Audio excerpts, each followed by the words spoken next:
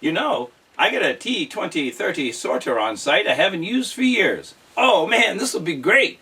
Dan talked excitedly as he pushed buttons and toggled little levers on a control panel. All the debris in the yard was cleaned up, sorted, categorized, and taken to the proper reuse location. Even got a compost pile.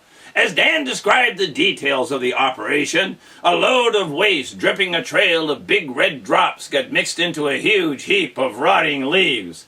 It'll treat the media material so that the media material will compost. The key is to keep turning the pile over. Otherwise, it don't make soil. Soil?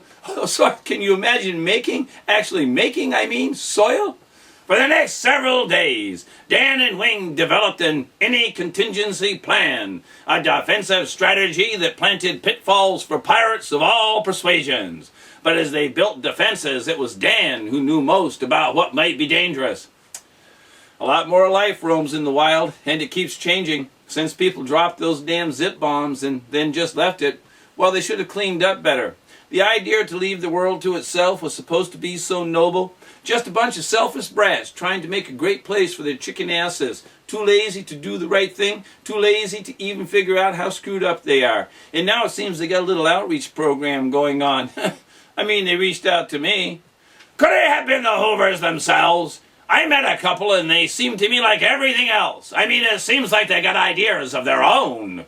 Not this time, or maybe in some smaller sense as they have experiences and exercise choice while carrying out orders. Sure, they were sent, and what you're saying is the reason I know it.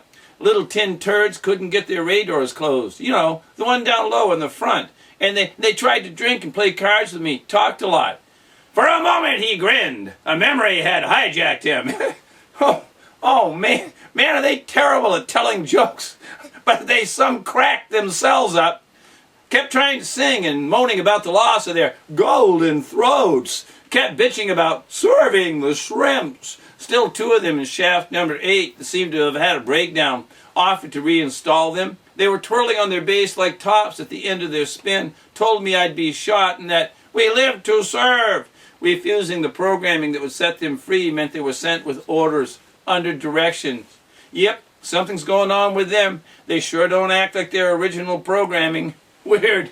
Well, I guess it's weird. How the hell would I know? Both men moved to watch the mechanism Dan operated tidy up the yard. Dan, how far can you get on one fielding of those bikes they had? Yeah, I've been thinking, but unfortunately it's a long way. The fuel is just used as a catalyst to keep the forces of nature that get them airborne up there, you know? The fuel so that you can get some distance out of a tank. Man, once they get the stuff in there, they can really go. They're in orbit, falling around the Earth instead of falling down. Well, I always thought of them as sitting on a dense magnetic bubble, like sitting on a slippery ball, and the trick of the machinery was making the slide off this bubble forward movement. Dan never understood poets, writers, traveling pitchmen, or points of views that were analogies, so Wing was used to having his observations snowplowed through. It made Raven giggle to hear Dan pick up his conversation after waiting for Wing to stop, like he had been interrupted by his own burping. Just an errant indigestion, indiscretion, inappropriately interrupting a monologue, not a conversation. Dan knew if he indulged Wing even for a second, he would start to think and lose his train of thought. He had often remarked, after a point he was trying to make had been hopelessly run off the rails, that distracting people seemed to be the snake oil man's only purpose in life. Only really complicated thing people ever built without moving parts, size of a softball, about 2 tons in weight, and keep that medium contained. A crack width of half an atom, and everything leaks out. You stop moving, man. You really stop moving. And you float down if you're over the roads, drop like a rock if you ain't out of gas. Guess that's why you didn't scavenge the bikes for fuel. Right, it's all gone.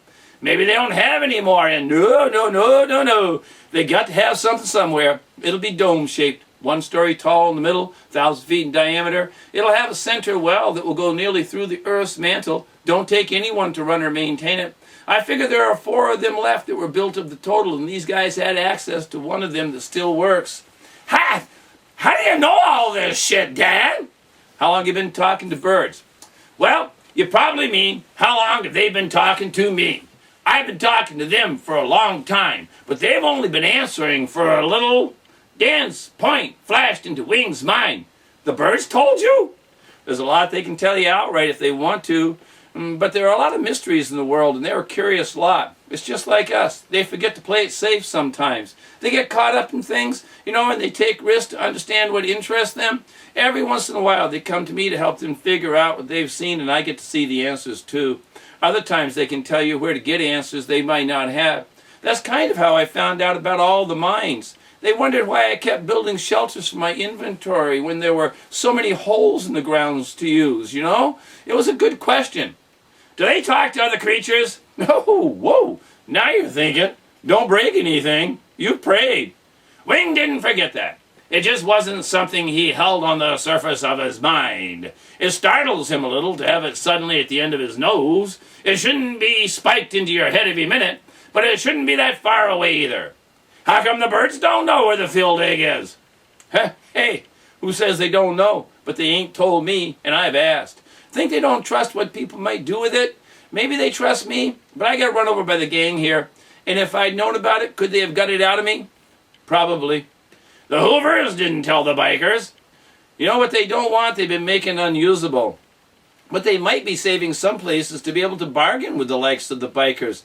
Just imagine that. Poker playing Hoovers with cards they ain't showing, and I don't think it's a bluff. It's the real thing, and they're being shrewd. Dan made an odd noise, like he was cold and shivered. Hell of a lot rather fight anything other than the Hoovers if they get a mind of their own. I scare snakes when I'm sleeping, and those guys scare me. Wing thought about that for a second, and then added a comfortless point. Might be getting more power as the population gets more desperate about this walls thing. Raven croaked in for the first time. Why do you think they want the walls? Both Wing and Dan answered with worn-out tones. They don't like us, they want to be left alone in their own little world, no contact, no harm to Mother Earth, and they're just squeaky clean. Got their Hoovers to run to the store for them when needed. Humanity, little butterballs with little pricks, all holed up and happy. Nah. Raven made a rude buzzer sound. The answer was wrong. Dan and Wing shrugged. Maybe a bird couldn't understand. Put it together, guys. They don't want in, they want out. They can't wait for the ship to be built to start playing spaceman. They're afraid of the changing organisms, the weather, all the unexpected outcomes their wars created. Now the world is upping the timetable on their plans, and they can't wait out its effects. So first, get inside. Program yourself for living like that. And then get out. Way out. Out there. Raven pointed straight up with both wings. The surprised pair looked up, and then at each other. Every settlement is being built to close in around a central silo. Now let's see if you've been paying attention. What's the silo for? And no, it's not corn.